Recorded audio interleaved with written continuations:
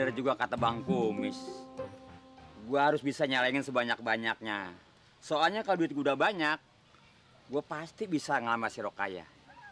Nah, sekarang gua hitung duit gua nih.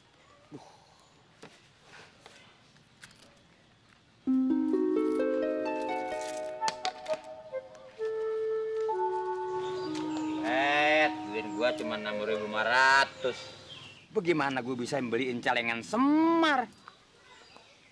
Belum. Duitnya banyak amat. Lagi bang apa? Nyalengin makanya, apaan punya duit mah. Belum. Pak Kodir tuh nyari kambing. Mau buat nyonatin anaknya. Pak Kodir yang mana?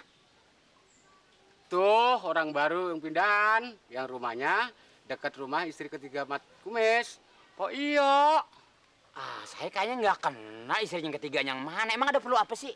Itu Pak Kodir mau nyonatin anaknya. Mau beli kambing? Iya, cepetan. Dia berani ngasih harga 800.000. Yang bener nih, Pak. Bener, cepetan. Ntar buru buat orang lain. Ya, makasih, Pak.